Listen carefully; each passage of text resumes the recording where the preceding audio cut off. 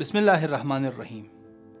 बादशाह कई दिनों से देख रहा था कि उसके महल में काम करने वाला एक मामूली सा माली एक बहुत खुश और पुरसुकून ज़िंदगी गुजार रहा है। एक खुश और पुरसुकून ज़िंदगी का मालिक है। वो फ़कीर होने के बावजूद और उसकी इस्तिताअत कम होने के बावजूद उसकी ज़िंदगी में परेशानी नहीं है। बादशाह ने इस मसले को अपने एक समझदार वज़ीर के साथ डिस्कस किया और उस माली की खुशी की वजह पूछने लगा। वज़ीर ने बताया कि बादशाह, इस माली की खुशी का राज यह है कि ये 99 वाले मसले में अभी तक गिरफ्तार नहीं हुआ है। और जितने भी लोग आप परेशान देखते हैं, जितने भी लोग आप गमगीन देखते हैं, वो इस वजह से गमगीन हैं कि वो 99 वाले मसले के ख़तरनाक खेल में गिर चुके हैं। ये सुनकर बादशाह ने वज़ीर से सवाल किया कि ये 99 वाला मसला क्या है। तो वज़ीर ने जवाब दिया कि बादशाह सलामत, आप आज रात मेरे साथ इस माली के घर चलें और मैं आपको सब कुछ समझा दूंगा। जब रात हुई तो बादशाह और वज़ीर दोनों माली के घर की जानिब रवाना हुए।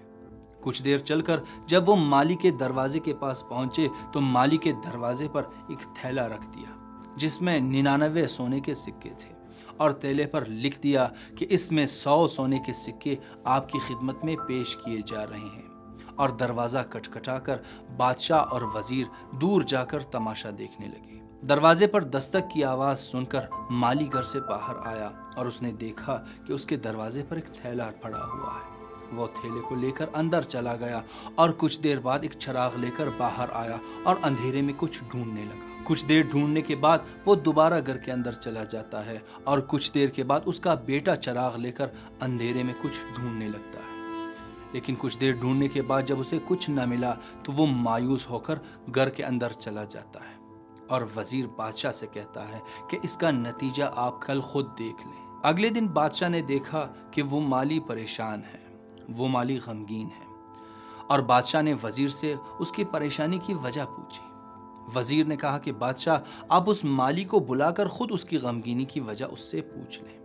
बादशाह ने माली को बुलाया और उससे कहने लगा कि मैं हर रोज़ देखता था कि तुम काफ़ी खुश थे, लेकिन आज परेशान लग रहे हो, आज गमगीन लग रहे हो। इस गमगीनी की वजह क्या है? माली ने कल रात वाला वाक़या सुनाना शुरू किया कि मैं उस थैले को अंदर लेकर गया और जब मैंने उन सिक्कों को गिना तो उसमें एक सिक्का कम था और वो एक सिक्का मुझे नहीं मिल रहा। काफ़ी ढूंढने के बावजूद भी वो सिक्का मुझे नहीं मिला और उसकी वजह से परेशान हूँ।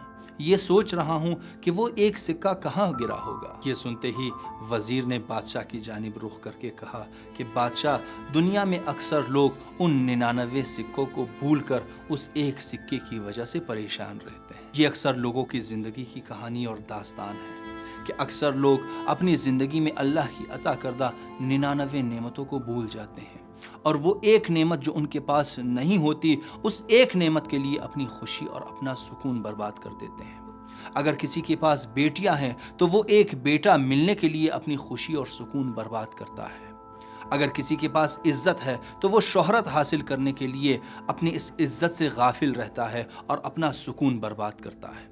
अगर किसी के पास सलामती है तो वो अपनी इस सलामती को बर्बाद करता है पैसे हासिल करने के लिए, और अगर किसी के पास पैसे हैं तो वो सलामती हासिल करने के लिए अपनी खुशी और अपना सुकून बर्बाद करता है। अगर किसी के पास घर नहीं तो वो घर हासिल करने के लिए अपनी तमाम खुशियों को भूल जाता है, और अगर किसी के पास घर है तो वो अपना घर बड़ा बनाने के लिए दिन रात अपनी तमाम खुशियाँ बर्बाद कर देता है। और चूंकि ये 99 वाला खेल एक ख़तरनाक खेल है, इसी वजह से औलिया इलाही ने हमें इस खेल को खेलने से मना किया है और हमें ताकीद फरमाई है कि हमारी ज़िंदगी में हमारा फोकस उन 99 नेमतों पर होना चाहिए जो अल्लाह ने हमें अता की है।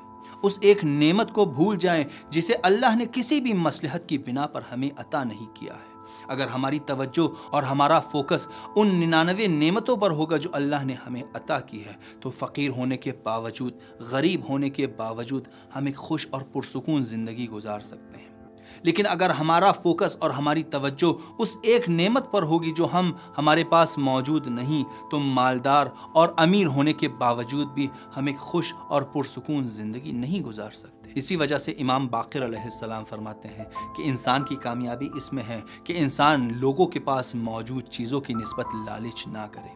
یعنی انسان کے پاس جو چیزیں ہیں، انسان کو اللہ نے جو چیزیں عطا کی ہیں، انسان انہی پر اپنا فوکس رکھے، انہی پر توجہ رکھے، اور جو ایک نعمت اس کے پاس نہیں، وہ اس ایک نعمت کے لیے ان 99 نعمتوں کے شکر اور لذت کو خراب نہ کرے، اپنی خوشی خراب نہ کرے۔ لہٰذا اگر آپ خوش رہنا چاہتے ہیں تو ابھی اسی وقت اپنی زندگی میں موجود نعمتوں کی ایک فہرست بنا لیں اور ان کی نسبت اللہ کا شکر ادا کریں اور اپنی زندگی میں خوش رہنا شروع کر دیں۔ اپنا خیال رکھیے۔ اللہ حافظ۔